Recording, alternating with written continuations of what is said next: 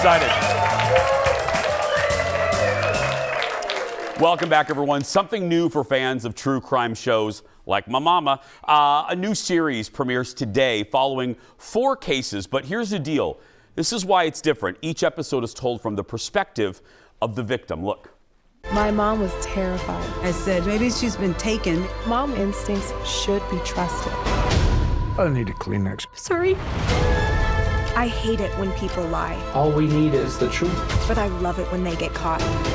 They left me there to die. What a sick, twisted person. Drives me crazy thinking about how she felt. A family shouldn't have to go through that.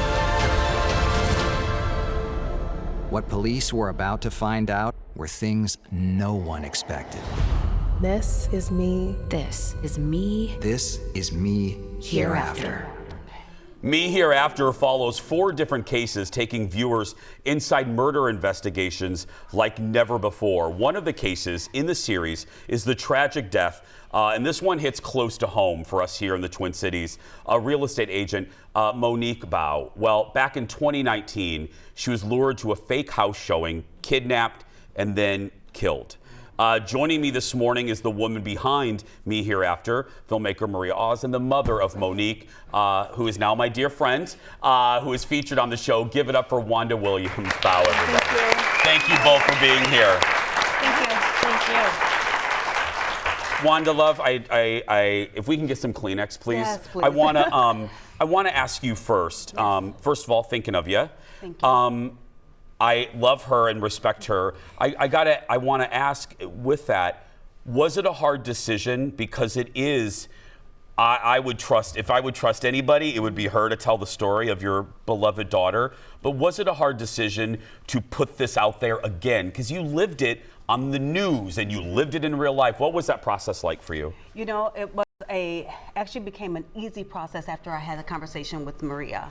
I was contacted by other networks to do the story. And one thing I've learned through the process is that they can tell your story whether you have agreed to it or not. And so they can. However, Maria, I feel I made the right choice going with her company because I think they're what told it the best. What did you want? What did you want all of us to get out of it about Monique? What did you want us to get out of it? That she was not just a headline, and that she was a mother, a daughter, a granddaughter, niece, cousin, friend. She was so loved. Thank you. She was so loved, and she loved being a mother, and she had the right to live her life, and she had a right to raise her children, and what happened to her was senseless and should have never happened to anyone. But yeah, I just felt like I wanted the story to know that she was a real person and not just a headline. And a headline, yeah. I always think about that, having been an anchor, a graphic.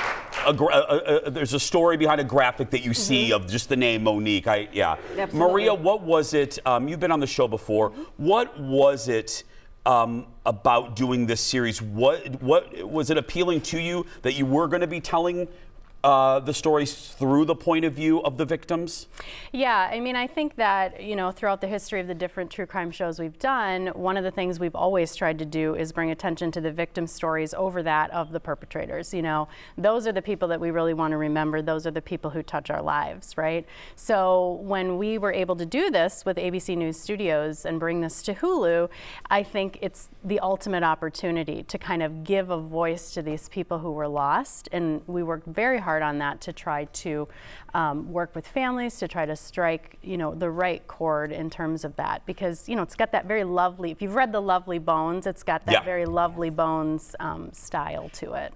Is it hard for you, I asked on a personal level with Wanda, but for you, is it hard to go home, you know what I'm going to ask, is it hard to go home at night and not be overcome by, you're not just telling Monique and Wanda's story, but you're overcome with, you're so deep into all of these stories. Is it hard to release that at night? It can be, I think more so actually with this show than even others we've done in the past. And I think that's because, Wanda and I think became quite close actually throughout this process, because we really are trying to get to know these people. And that's where it hits home, you know, and having kids myself, and, you know, you think through all of these different things, but you do have to, you know, kind of find a way to sort of shut it off, but you never can all the way, you know? This is close to home for all of us. Again, you know, we are based here in Minneapolis. The Jason Show is. These stories, correct me if I'm wrong, are all rather locally based here. They are. They're all in the Midwest. So we have a case from Monique's case in Minneapolis. We have a St. Paul case, Kara Stager. We have years back, 2002, the Hudson funeral home murders. I don't know if anyone in your audience may remember that case. And then we have the case of Savannah Graywind, which is in Fargo. And that one really brings some attention to the missing and murdered Indigenous women,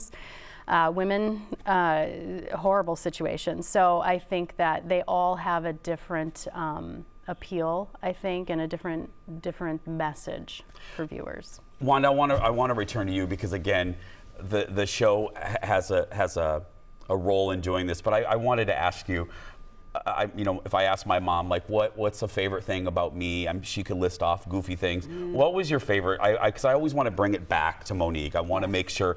What was your favorite thing about your daughter? Oh my goodness, hanging out with her. And she was funny. She was a foodie. Was she a foodie? Oh my goodness, she was a huge foodie. Beef tartare, I had never heard of it, but she introduced it to me. She was just a loving person. She was so fun. Yeah. She was so fun. She would light up a room. Would you, I want to focus too on some positive. Yes. Tell everyone about your book. Ruby and Onyx and the Magical Pillow Adventure. Monique's girls and I wrote this book.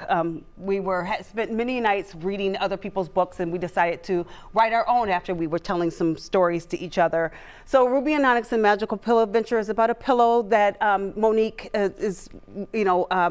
that Monique had, that we would read the stories, and all of a sudden the girls would fall asleep on it together, and then they would go on this adventure. So it was fun. The girls actually really had a hand in it, so it turned out great. How are they doing? They're doing wonderful. Monique will be so proud of them. Oh. They had their first piano lesson yesterday. Wait. They had their first piano lesson? First piano lesson yesterday, and then they had a drum set that was there, and they both were like, can we do the drums? And their teacher, Ben, was like, sure, yeah. So they got a chance to beat on the drums a little bit. So yeah, I think they're gonna love it. Oh, yeah, I love it. They did so great. I love it. Yeah. One more question. Is there, they released, is Hulu dropping them all at once? Yes, so you can, like, you know, when your show's over, obviously. Thank you. But Thank you, Maria. Yes, then you can go on Hulu and you can stream them all. They're all there, all four. Are we gonna? Do you think we're gonna get another season of this? Well, I mean, that's my hope. Hulu, you know? give her another season. Yeah. That's it. Give it up for Maria and Wanda, everybody. Thank you.